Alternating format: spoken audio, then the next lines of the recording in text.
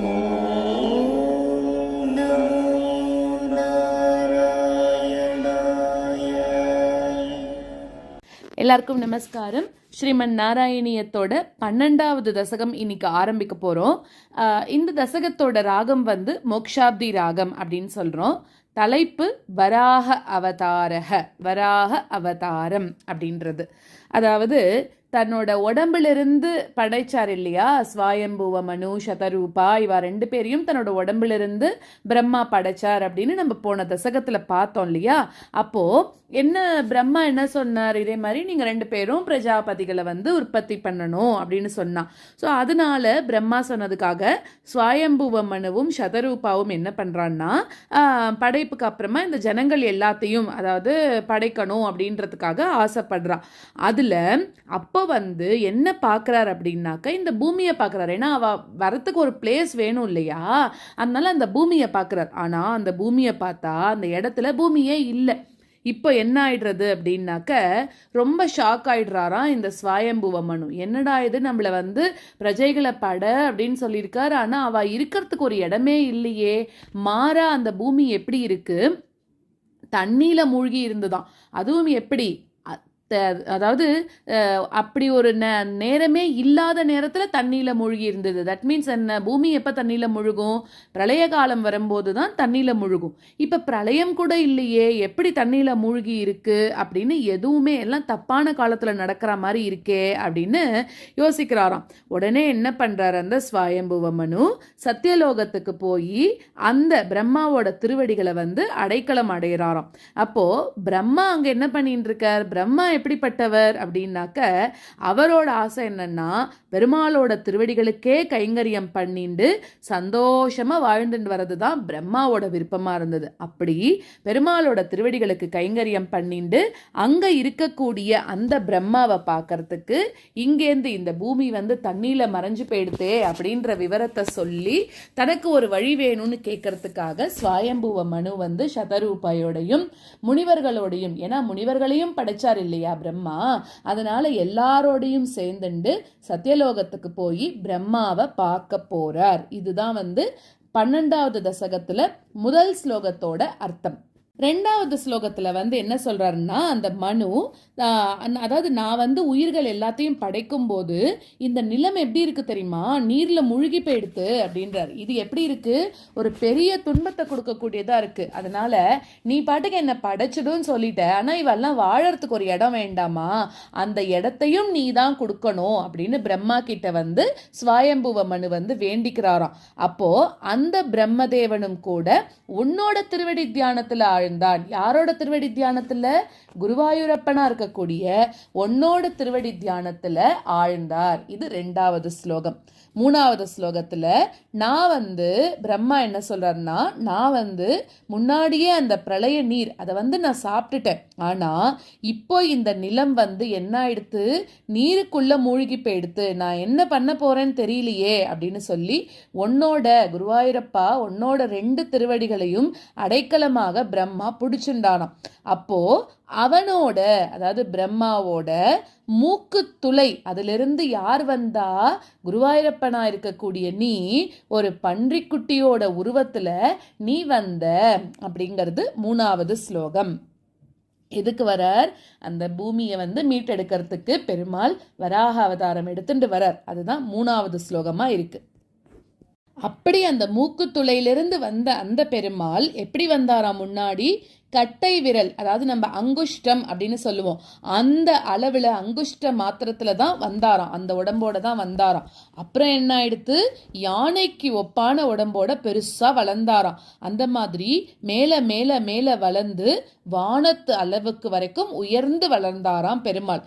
அந்த மாதிரி இருக்கக்கூடிய ஒன்ன தலையை தூக்கி அண்ணாந்து நோக்கி அந்த பிரம்மதேவன் தன்னோட மக்களோட ரொம்ப ஆச்சரியமாக பார்த்தான். இது 4வது ஸ்லோகம். 5வது ஸ்லோகத்துல அந்த பிரம்மதேவன் என்னோட மூக்குத்துளையிலிருந்து தோன்றி மனசுல நினைக்க கூட முடியாத அளவுக்கு அந்த மகிமையோடு வெளிவந்த இந்த பன்றி உருவத்துல தானே வந்தார் பெருமாள். அந்த பன்றி ஒருவராலும் கூட ஜெயிக்க முடியாத அந்த நாராயணனோட மாயையாக ஒருவேளை இருக்குமோ அப்படின்னு ஆலோசனை பண்ணிட்டு இருக்காள். ஏன்னா வந்தது பெருமாள்னு அவளுக்கு தெரியல. அதனால அவள் என்ன பண்றா, ஆலோசனை நடத்தின்னு இருக்காளாம். அப்போ நீ என்ன பண்ண, ஒரு பெரிய மலை மாதிரி இன்னும் வளர்ந்து பெரிய அச்சம் எல்லாருக்கும் கூட இருக்கிறவாளுக்கெல்லாம் ஒரு பயம் கொடுக்கற மாதிரி பன்றி உருவத்துல வந்த நீ வேகமா கர்ஜனை பண்ண ஆரம்பிச்ச. இது 5வது ஸ்லோகம். மேற்கொண்டு நம்ம ஸ்லோகத்தை பார்க்கலாம். ஸ்வாயம்புவோ மனுரதோ ஜனசர்கஷீலோ திருஷ்ட்வா மஹீம் அசமயே சலிலே நிமக்னாம் ஸ்ரஷ்டாரமாப சரணம் பவதங்கிரி சேவா துஷ்டாஷயம் முனிஜனைஸ் சஹசத்ய லோகே. स्वायम्भुवो मनुरतो जनसर्गशीलो स्वायम्भुवो मनुरतो जनसर्गशीलो दृष्ट्वा महीमसमये सलिले निमग्नां दृष्ट्वा महीमसमये सलिले निमग्नां स्रष्टारमापशरणं भवदङ्घ्रिसेवा स्रष्टारमापशरणं भवदङ्घ्रिसेवा तुष्टाशयं मुनिजनैः सह सत्यलोके तुष्टाशयं मुनिजनैः सह सत्यलोके.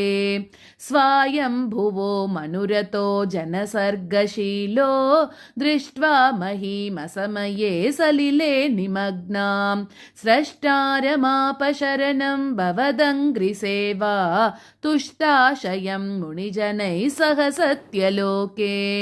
कष्टं प्रजा सृजति मय्यवनिर्निमग्ना स्थानं सरोजभव कल्पय तत्प्रजानाम् इत्येवमेव कथितो मनुना स्वयंभूः अम्बोरुहाक्ष तव पादयुगं व्यचिन्तीत्.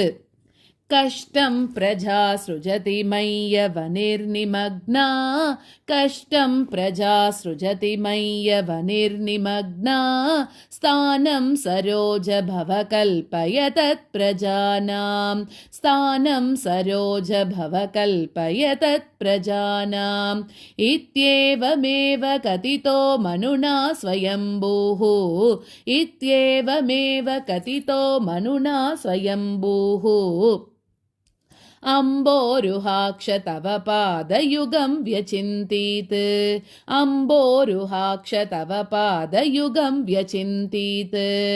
कष्टं प्रजा सृजति मय्यवनिर्निमग्ना स्थानं सरोजभव कल्पय तत्प्रजानाम् इत्येवमेव कथितो मनुना स्वयंभूः अम्बोरुहाक्ष तव पादयुगं व्यचिन्तीत्.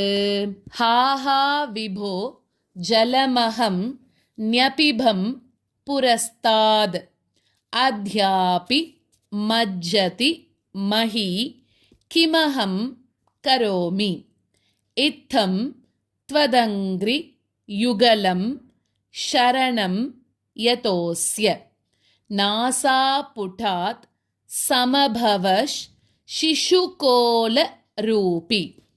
हा हा विभो जलमहं न्यपिभं पुरस्तात् हा हा विभो जलमहं न्यपिभं पुरस्तात् अद्यापि मज्जति मही किमहं करोमि अद्यापि मज्जति मही किमहं करोमि इत्थं त्वदङ्घ्रियुगलं शरणं यतोऽस्य इत्थं त्वदङ्घ्रियुगलं शरणं यतोऽस्य नासापुटात् समभव शिशुकोलरूपी नासापुटात् समभव शिशुकोलरूपी.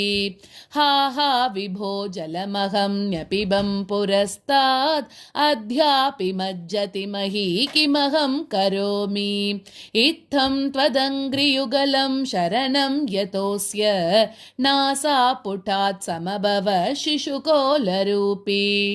अंगुष्ठ मात्र वपुरुत् पतित पुरस्ताद् भूयोथ कुम्भि सदृशस् समजृम्भ तास्त्वम् अभ्रे तथा विधमुदीक्ष्य भवन्त मुच्चैः विस्मेरतां विधिरघात् सह सूनुभिः स्वैः अङ्गुष्ठमात्रवपुरुत्पतितः पुरस्तात् अङ्गुष्ठमात्रवपुरुत्पतितः पुरस्तात् भूयोत कुम्भि सदृशः समजृम्भतास्त्वं भूयोत कुम्भि सदृशः समजृम्भतास्त्वम् अभ्रे तथा विधमुदीक्ष्य भवन्तमुच्चैः अभ्रे तथा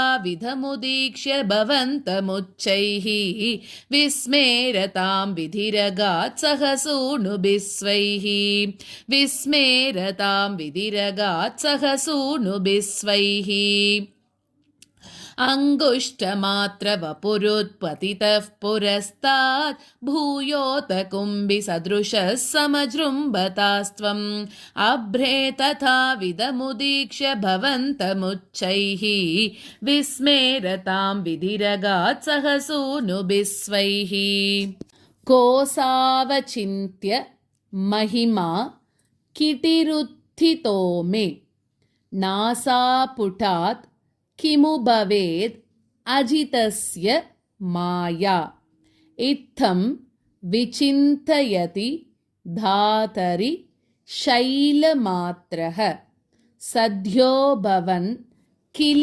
जगर्जितघोरघोरम् कोसावचिन्त्य महिमा किटिरुत्थितो मे कोसावचिन्त्य महिमा किटिरुत्थितो मे नासापुटात् किमु भवेदजितस्य माया नासापुटात् किमु भवेदजितस्य माया इत्थं विचिन्तयति धातरि शैलमात्रः इत्थं विचिन्तयति धातरि शैलमात्रः सद्यो भवन् किल जगर्जितघोरघोरम् सद्यो भवन् किल जगर्जितघोरघोरम् कोसावचिन्त्य महिमा किटिरुत्थितो मे नासापुटात् किमु भवेदजितस्य माया इत्थं विचिन्तयति धातरि शैलमात्रः सद्यो भवन् किल जगर्जितघोरघोरम्